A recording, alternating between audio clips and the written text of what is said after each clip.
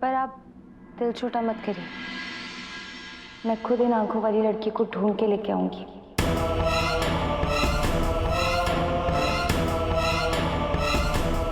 सच में ढूंढोगी वसु? जी देव सर, जिसमें आपकी खुशी उसमें हमारी खुशी। मैं वादा करती हूँ देव सर, आपको इन आंखों वाली लड़की से मिलवा कर ही रहूंगी। वसु, थैंक यू वसु। मैं बता नहीं सकता कि ये वादा करके तुमने मुझे कितनी बड़ी उम्मीद दी है। अभी सही कहता है, तुम सच में जादूगर हो। अब मेरी खुशी तुम्हारे हवाले वसु।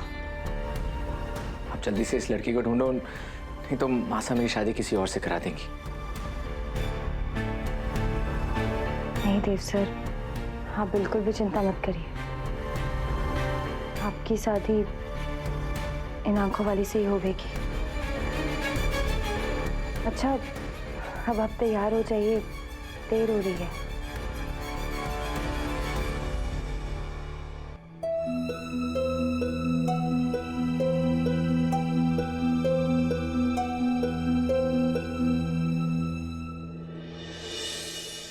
बोलो बोलो। मैं देती हूँ। मासा, चाय। थैंक यू बेटा। अरे वाह, अब नौकरानी घर की बहू रानी को असिस्टेंट बनाए घूम रही है। नहीं बिंदनी, नौकरानियों का काम नौकरानी ने ही करने दिया करो। काकी सा, वसु आपके लिए नौकरानी होगी। मेरे लिए तो मेरे बाबू साहब की बेटी है, तो अपनी बहन की असिस्टेंट बनने में कैसी शर्म। पापा साहब लीजिए। अब आप रहने दीजिए, मैं करती हूँ ना। अब हमारे ऊपर एक मेहरबानी करेगी देवी जी, चाय के साथ साथ ना नाश्ता भी परोस देना। या फिर आज के मेनू में सिर्फ चाय ही है? हाँ? सारिका, नाश्ते की इतनी जल्दी है तो रसोई में जाओ और खुद के लिए परोस कर ले आओ। दिख नहीं रहा वसुधा सबको चाय सर्व कर रही है। दे बेटा, ये बताओ कि कल जो लड़कियों की तस्वीरें हमने तुम्हें दिखाई थी, उनमें से कोई लड़की पसंद आई? या फिर मैगजीन पे जिस पर तुमने उंगली रखी थी वही तुम्हारी पसंद है?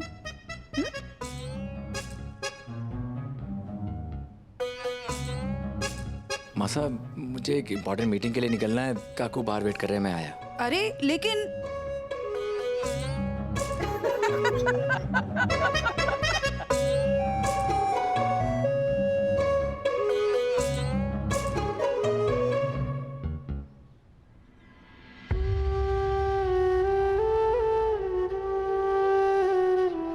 पीछे से आवाज कैसे लगाऊं?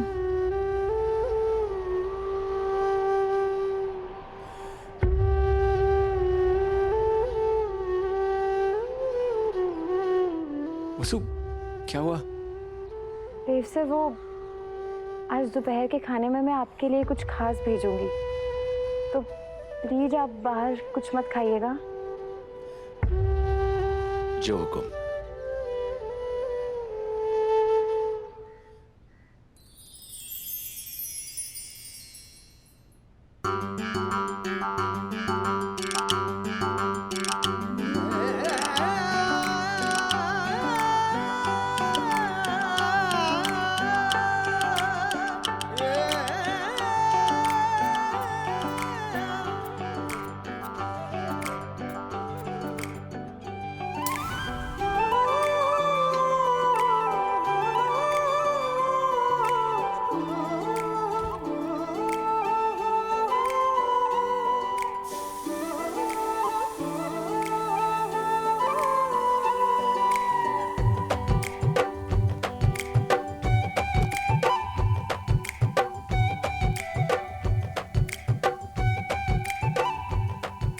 अरे वाह, आज सुबह सुबह हलवा, कोई खास दिन है क्या?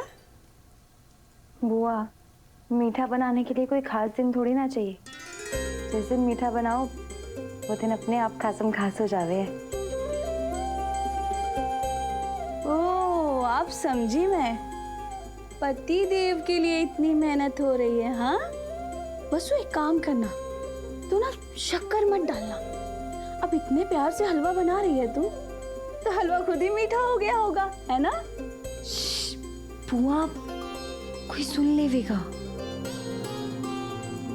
अच्छा ठीक है बाबा, तू हलवा बना और अपने पति का लाड कर।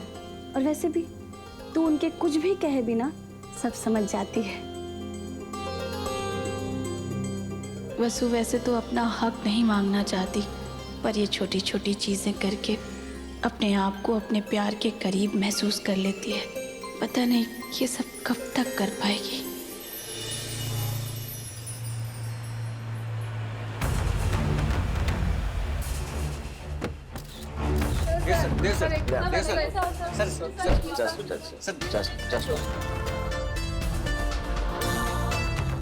देव सर, सर सर देव सर, सर देव सर, सुनिए ना सर।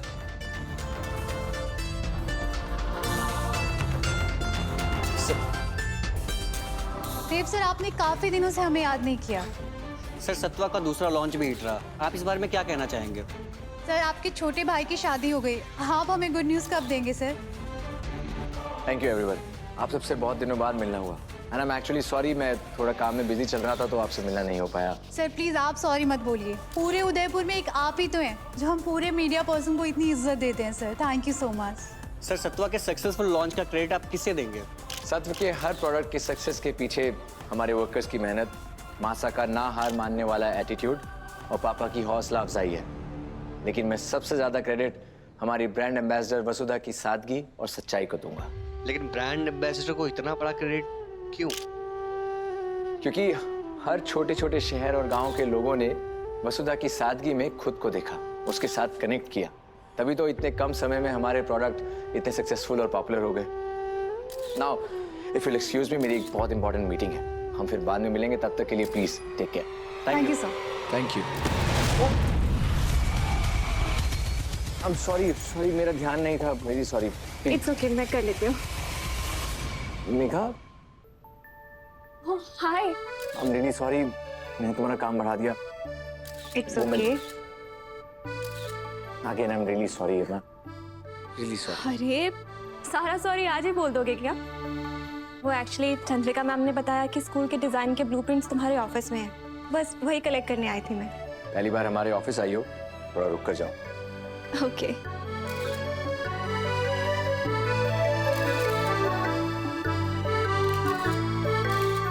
बस और कितने पिक्चर्स क्लिक करोगे?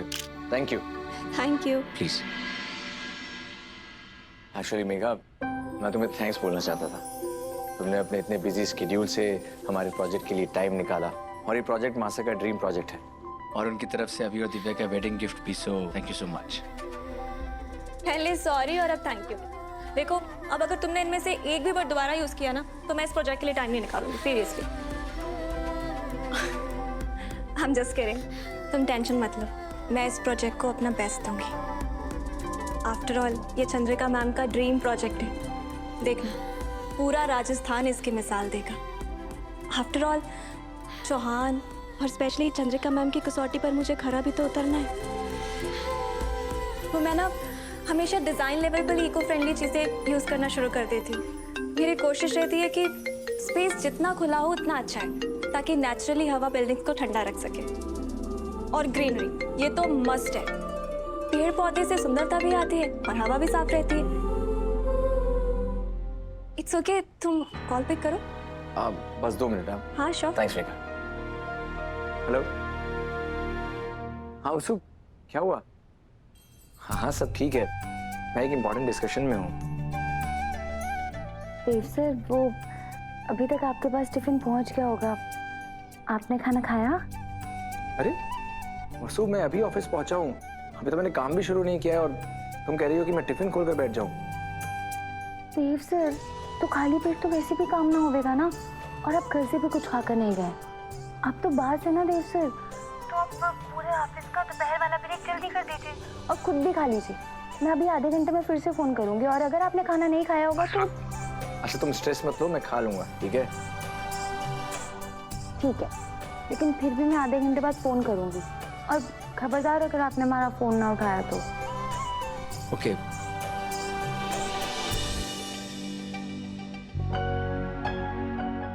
कोई बहुत स्पेशल था क्या? ऑफ कोर्स बहुत स्पेशल था। और अगर मैंने इस स्पेशल की बात नहीं सुनी तो ये डंडा लेकर सीधा ऑफिस आएगी और अपनी बात मनवाए बिना यहाँ से जाएगी नहीं। पता नहीं आज इसने क्या बनाकर भेजा है, और मुझे सिर्फ आधा घंटे की मोहलत दी है। So if you don't mind हम पहले कुछ खा लें। मैंने आज ब्रेकफास्ट भी नहीं किया और खाते खाते हम प्रोजेक्ट भी डिस्कस कर लेंगे। या sure, why not. I am sorry, मैं भूला था।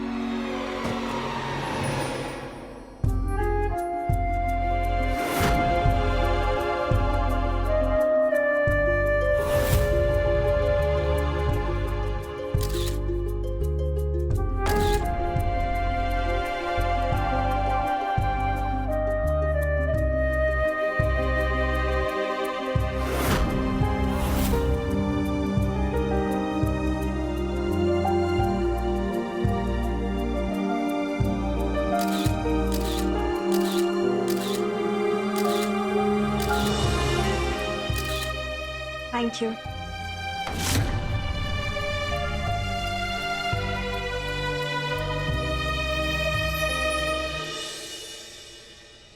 धोखा धोखा हुआ है हमारे साथ। एक बित्ते भर की छोरी ने फिर से भाभी सा ने अपनी चिकनी चुपड़ी बातों में फंसा लिया। ये आप क्या कह रही हैं काकी साहब? यो ही चौहान परिवार को ठग लिया उसने। हाय मेरा राम जी, अब मैं क्या करूं? उसने किसने? एक मिनट आइए बैठिए, आप शांत हो जाइए, आराम से बैठिए और बताइए कि हुआ क्या है। ये लीजिए। मारे को तो लागे है किसी बाबा ने बुलाकर जादू मंत्र पढ़वाना होएगा। इस घर का ना टेम ही खराब चल रहा है। पहले वो नागिन करिश्मा थी और अब मेघा रानी। मारे को तो यो दोनों एक ही थाली के बैंगन लागे हैं। आप कहना क्या चाह रही हैं काकी साहब? कल जब मेघा रानी इस घर से बाहर गई तब हम सब देव ने उसी के नाम से चिढ़ा रहे थे, पर भाभी सा ने उसे इस परिवार की सच में बहू कहाँ स्वीकार किया था और देव ने भी हाँ ना करी थी। और तो और यो सब इस चार दीवार के बीच में हुआ तो फिर न्यूज वालों ने यो खबर किसने दी? सोचो। ये देखो, विदेश से लौटी मशहूर आर्किटेक्ट मेघा जी को आजकल चौहान परिवार के साथ घुलते मिलते देखा जा रहा है। कल उन्हें एक ओकेजन में चंद्रिका सिंह चौहान के साथ देखा गया। आज चौहान के ऑफिस के बाहर उनके बेटे देवांश सिंह चौहान के साथ, जो कि कंपनी के सीईओ भी हैं। पर सबसे दिलचस्प बात थी उनका एक अलग अंदाज में मिलना। अब ये तस्वीरें देखकर आप समझ ही जाएंगे कि देवांश सिंह चौहान और मेघा जी के बीच कुछ तो हो रहा है। देखा ना कि सब लोग कैसी अफवाहें फैला रहे हैं। हाँ, जरूर उस मेघा रानी ने ही मीडिया वालों ने यो बात बताई होवेगी। अब तो पूरे दुनिया भर से फोन आवेंगे, गुलदस्ते आवेंगे, वो भी उस शादी के लिए जिसे हमने तय ही ना किया। ये तो बहुत गलत बात है। हमारे घर में मासा की इजाजत के बिना कुछ भी नहीं होता। और मासा को अगर ये वीडियोस देखने मिलेंगी तो वो बहुत नाराज हो जाएंगी, लेकिन इस अफवाह को यहाँ रोकने के लिए मुझे उन्हें ये सब दिखाना ही होगा। मैं भी मासा को सब बता के आती हूँ। हाय मेरा राम जी, अगर इस वीडियो का गुस्सा हमारे नए नवेले फोन पर निकाल दिया तो? अरे रुको रुको रुको।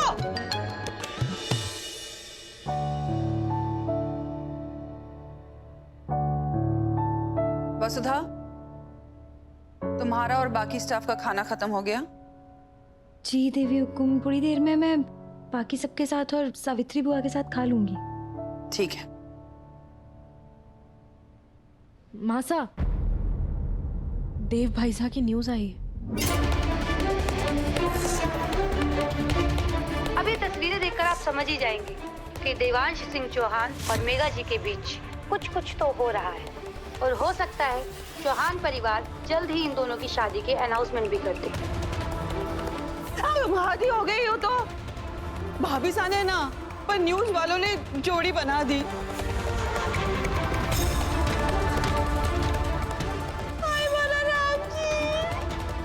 हमेशा हमारे देव की शादी ये सब क्यों हो जावे? पिछली बार भी न्यूज वालों ने घर की नौकरानी ने बहुरानी घोषित कर दिया था। आपको याद है ना भाभी साहब, सब जगह पे एक ही खबर थी, देव ने वसुधा के साथ भागकर शादी कर ली।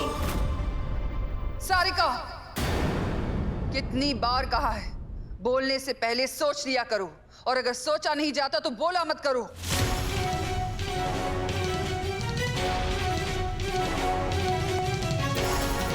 हमारा परिवार देश का जाना माना परिवार है।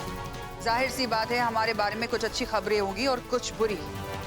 इसमें इतना रिएक्ट करने की जरूरत नहीं है। हमें अपने देव पर पूरा भरोसा है, इसलिए इन बातों से हमें कोई फर्क नहीं पड़ता। मासा ठीक कह रही है, हमें बेमतलब की बातों को इतना तूल नहीं देना चाहिए।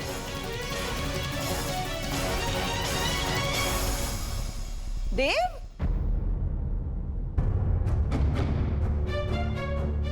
क्या हुआ? आप लोग इतने सीरियस क्यों लग रहे हैं? मैं बताती हूँ ना, पूरे उदयपुर में थारी शादी की चर्चे हो रहे हैं। हे मारा राम जी, चंद्रिका सिंह चौहान के घर में यो सब कुछ क्या चल रहा है? जिस चंद्रिका सिंह चौहान के मर्जी के बिना घर वाले अपनी जबान तक ना हिला सके हैं, उन्हीं के बेटे के बारे में दुनिया वाले बातें कर रहे हैं। बेचारी भाभी सा, तू देख रहा है ना सदमे में कैसे चुपचाप खड़ी है। सारिका फिर से उल्टी सीधी बातें करने लगी।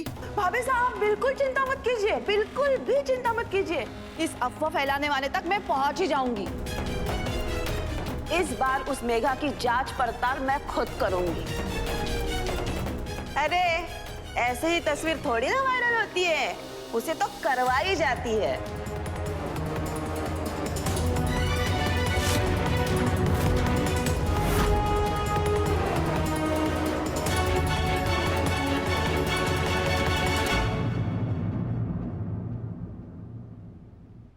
भाभी साहब, आप ही हमेशा कहती रहती हो ना कि बिना आग के धुआं ना उठे हैं, और उसी आग में घी डालकर उसे बुझने ना देना ही तुम्हारा काम है। सारिका बस। वसुधा, तुम जाओ और अपना काम करो। तुम लोग भी जाओ।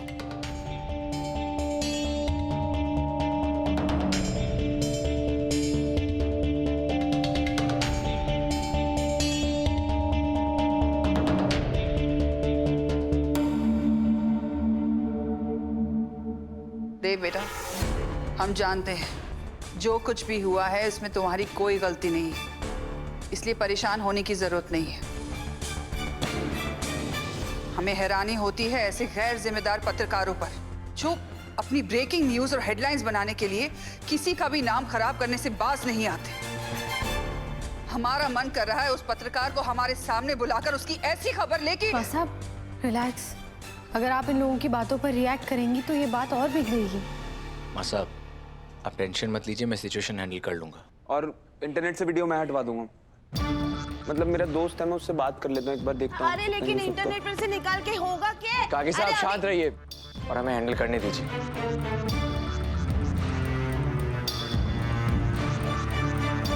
वो मेरी आईटी डिपार्टमेंट वाले दोस्त से बात हो गई है, वो थोड़ी देर में वीडियो गायब करवा देगा। गायब करवा देगा नहीं, गायब हो चुका है।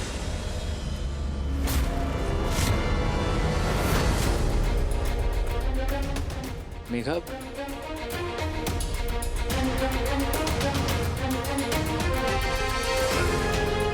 इतनी जल्दी? हाँ, वो इंडिया के टॉप आईटी कंपनीज में मेरी पहचान है। मैंने उनसे रिक्वेस्ट की कि वो वीडियो डिलीट कर दें। अब कोई सर्च भी करेगा तभी वो वीडियो नहीं मिलेंगे। Don't worry.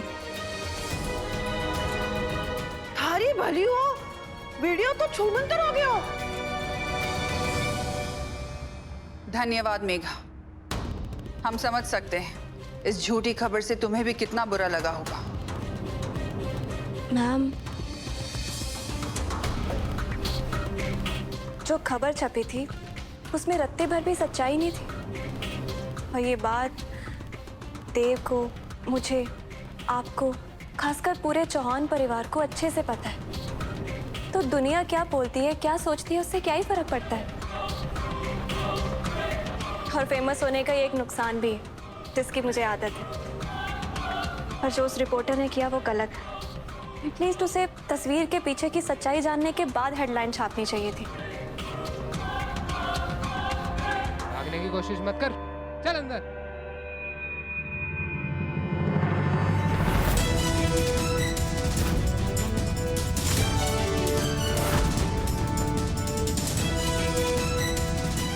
छोड़ दीजिए।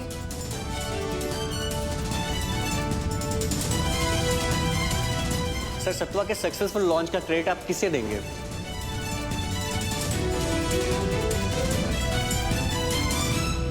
मैम, यही वो जर्नलिस्ट है जिसने वो फेक न्यूज़ वायरल की थी।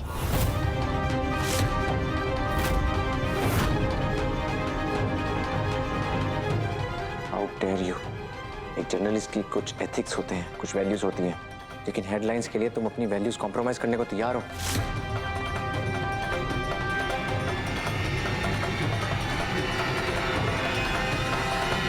अगर तुम अपने काम की गरिमा बरकरार नहीं रख सकते तो तुम्हें ये काम छोड़ देना चाहिए।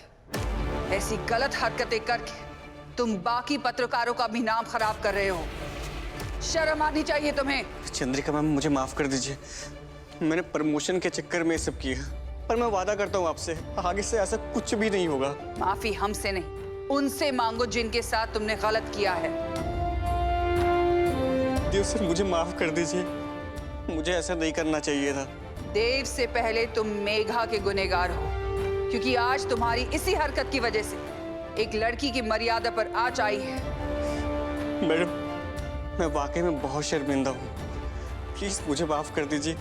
माफी से पहले मेरी एक बात का जवाब दो कि अगर मेरी जगह तुम्हारी अपनी बहन होती तब भी क्या तुम ऐसे घटिया हेडलाइन बनाते? दुनिया के सामने पत्रकार सच्चाई लाते हैं, है ना? पर कुछ तुम जैसे पत्रकारों की वजह से आधी दुनिया गुमराह रहती है। मुझे तो समझ नहीं आता कि बड़े बड़े टीवी चैनल्स, न्यूज़ चैनल्स तुम जैसे पत्रकारों को हायर कैसे कर लेते हैं। तुम्हारे लिए ये शायद एक सिर्फ हेडलाइन थी, पर क्या तुमने सोचा है कि तुम्हारी इस हेडलाइन की वजह से कितने लोगों को तकलीफ पहुंची? चंद्रिका मैम को, देव को, मुझे और यहाँ तक कि पूरे चौहान परिवार को। इस बात की भरपाई कैसे करोगे? बस एक सॉरी बोलकर? मैम, वाकई में मुझसे बहुत बड़ी गलती हो गई, प्लीज मुझे माफ कर दीजिए। दफा हो जाओ यहाँ से। और हाँ, ये लोग भले ही तुम्हें माफ करते, पर मैं नहीं करूंगी। मैं तुम्हारी पुलिस कंप्लेन करूंगी, ताकि जो हरकत तुमने की है आगे से कोई और करने की सोचे भी ना। मैम, मेरी जॉब चली जाएगी, प्लीज FIR मत करवाइएगा, लेकर प्लीज। जाइए इसे। अरे चलो चल चल।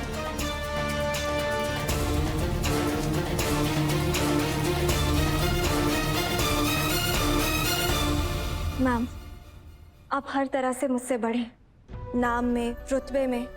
मैं समझ सकती हूँ कि इस झूठी खबर से आपको कितनी तकलीफ हुई होगी। I am really sorry ma'am. नहीं मेघा, तुम्हें हमसे माफी मांगने की जरूरत नहीं है। जो कुछ भी हुआ उसमें तुम्हारा क्या दोष। हम तुम्हारे जज्बे की दाद देंगे। जिस तरह तुमने इस सिचुएशन को हैंडल किया वो काबिले तारीफ है।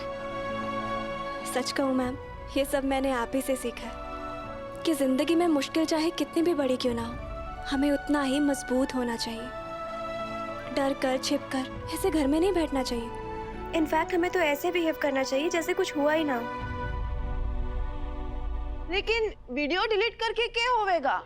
जिन्होंने ऑलरेडी देख लिया है उनके दिमाग से थारा यो लफड़ा कैसे डिलीट करवाओगी? मैम, ये लफड़ा उनके लिए होगा जिनका शौक है दूसरों की जिंदगी के जरिए अपनी जिंदगी में एंटरटेनमेंट ढूंढना। और ये किस टाइप के लोग होते हैं ये तो हम सब जानते ही हैं। और इस टाइप के लोगों की मैं परवाह नहीं करती। बिल्कुल सही सोचा तुमने। Ma'am, I am really sorry कि ऐसे बिना बताए मैं उस रिपोर्टर को आपके घर ले आई। एंड आई नो मेरा इस तरह उसे कॉलर पकड़ना आपको बिल्कुल भी अच्छा नहीं लगा होगा। पर मैम, मेरा ये मानना है कि अगर ऐसे लोगों को छोड़ दिया जाए तो वो अपनी गलती बार बार दोहराते हैं। और मुझे तो इस बात से हैरानी है कि आज भी हमारा समाज अगर एक लड़का और लड़की को 2 कदम साथ में चलते देख ले, या एक लड़का और लड़की एक दूसरे की मदद कर दे या एक दूसरे के साथ हंस बोल ले, तो इसका गलत मतलब ही निकाला जाता है। एक लड़का लड़की दोस्त, कलीग्स, बिजनेस पार्टनर्स कुछ भी हो सकते हैं, पर उनको ऐसे साथ देख के लाइफ पार्टनर बना देना तो गलत है ना। और वैसे भी शादी एक बहुत पवित्र बंधन है और बहुत पर्सनल भी। और मुझे ऐसा लगता है कि शादी का फैसला लेने का हक सिर्फ परिवार को होता है, ना कि मीडिया वालों को। वैसे भी जब तक दो लोगों के बीच में एक जुड़ाव, एक खिंचाव महसूस ना हो, और जब तक दो लोग एक दूसरे की खामोशी ना समझ पाए, तब तक उन्हें ऐसे जोड़ना गलत है। इसीलिए मैंने उस रिपोर्टर को माफी नहीं, सजा दी। मैम, अब मैं चलूं? नहीं मेघा, इतनी दूर से आई हो, कम से कम कुछ खाकर जाओ। चंद्रिका बिल्कुल सही कह रही है मेघा बेटा, थोड़ा बहुत खा के निकल जाना। इसी बहाने हम तुम्हारे साथ टाइम भी स्पेंड कर लेंगे। रुक जाओ मेघा, मासा के होते हुए इस घर से कोई भी बिना खाए नहीं जाता। अच्छा ठीक है, आप सब इतना इंसिस्ट कर रहे हैं तो मैं रुक जाती हूँ। आओ। जी। बैठो। वसुधा, नींबू पानी लेकर आना।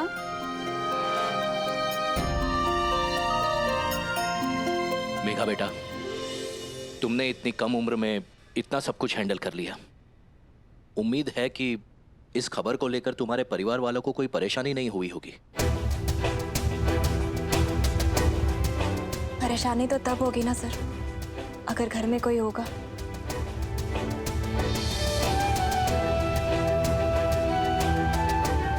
हक से कोई मुझे डांटने वाला, या दुख में मेरे आंसू पोंछने वाला, प्यार से मेरे सर पे हाथ फेरने वाला, ऐसा कोई घर पे है ही नहीं।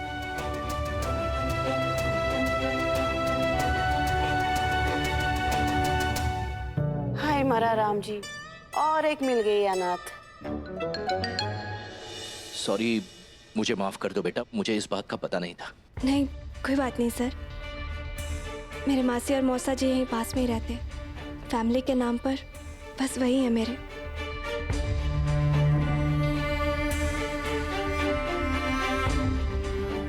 मेरे डैड जैसलमेर के बहुत ही नामी और सक्सेसफुल बिजनेसमैन थे। मुझे आज भी याद है कैसे मैंने स्कूल जाने की जिद की थी कि मैं अगर स्कूल जाऊंगी तो अगर मॉम डैड दोनों स्कूल छोड़ने जाएंगे तभी जाऊंगी। और उन्होंने खुशी खुशी मेरी जिद मान भी ली। लाडली जो थी उनकी।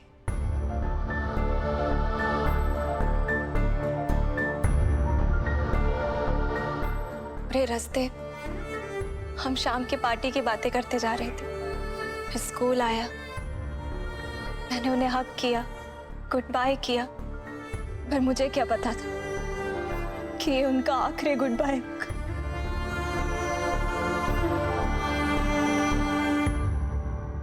स्कूल से लौटते वक्त उनका कार एक्सीडेंट हो गया।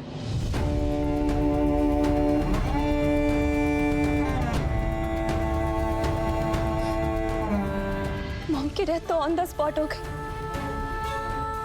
पर डैड कोमा में चले गए। कुछ महीने बाद रिकवरी हुई।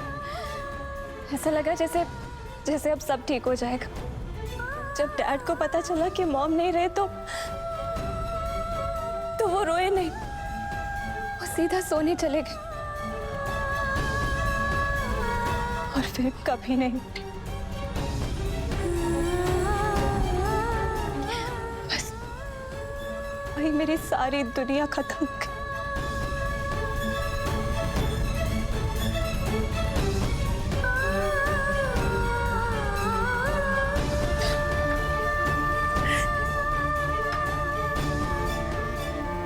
कोई बात नहीं मैम, पर मैं भी आपकी तरह बहुत स्ट्रांग हूँ। पर जहाँ मॉम डैड की बात आती है तो दिल भर आता है मेरा।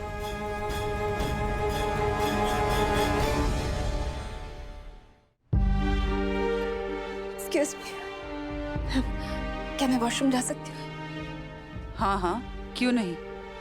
वसुधा, मेघा को गेस्ट रूम दिखा दो। चलिए मैडम।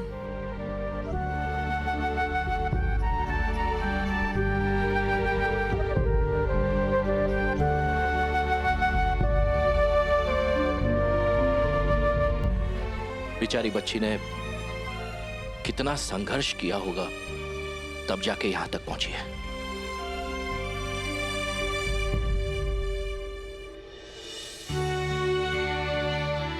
मेघा मैडम, मैं आपका दर्द अच्छे से समझ सकूं। मैं बहुत छोटी थी जब हमारी अम्मा गुजर गई।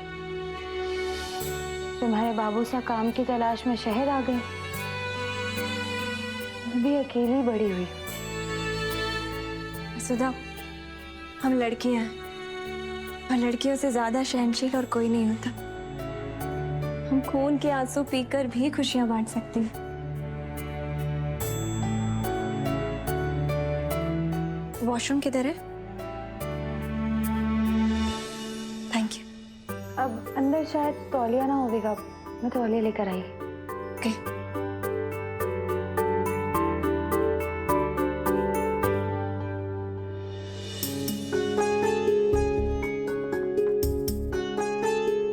मैं अंदर आ सकता हूँ?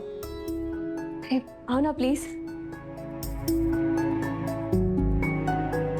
अरे मेघा, तुम्हारी आंखों में अब तक आंसू?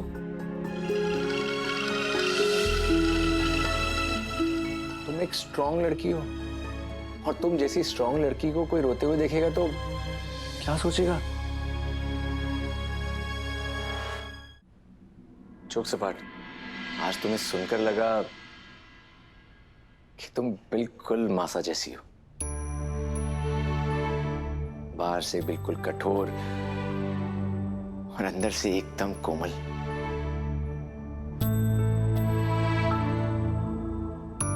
तुम मासा की तरह इंडिपेंडेंट हो, ऑन द स्पॉट डिसीजन लेती हो, और कॉन्फिडेंस भी बिल्कुल वही मासा वाला है।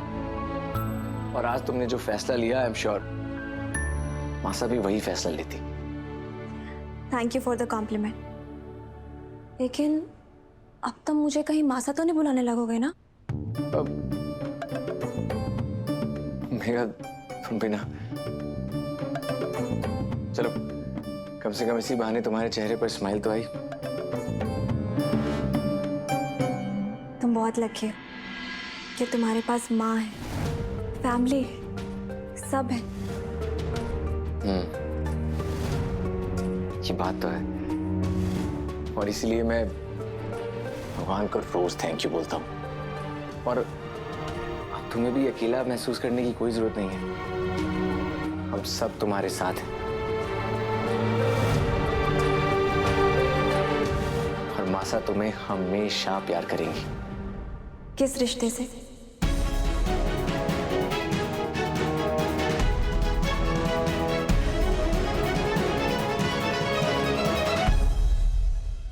वाह, देवान सिंह चौहान ने लट्टू होते हुए मैंने पहली बार देखा है।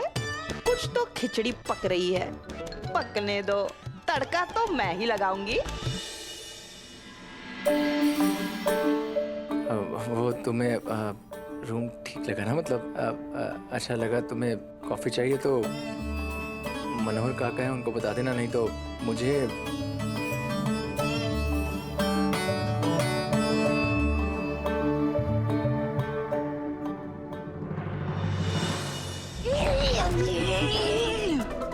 यो बेलगाम घोड़ी की तरह कहाँ चली मैडम? थारा अंदर के काम दिखना रहा कि थारे देव सर की अंदर प्रेम कहानी शुरू है कुछ को। मैं सब जानू हूँ, सब समझू हूँ मैं। थारे को इन दोनों की बातें सुनी है ना? हाँ, चल चल चल चुपचाप से यहाँ से निकल ले। अरे मैडम, मैं तो मेघा जी ने ये तौलिया देने आई थी। अरे इसकी जरूरत ना है, क्योंकि अब खुद देव सर अपने रुमाल से मेघा मैडम के आंसू पोंछ रहे हैं।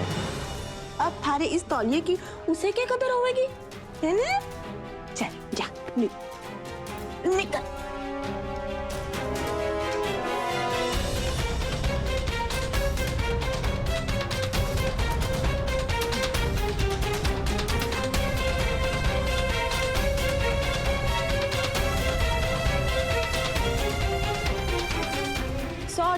टाका भिड़ा है, मारे को इस मौके पर चौका लगा देना चाहिए।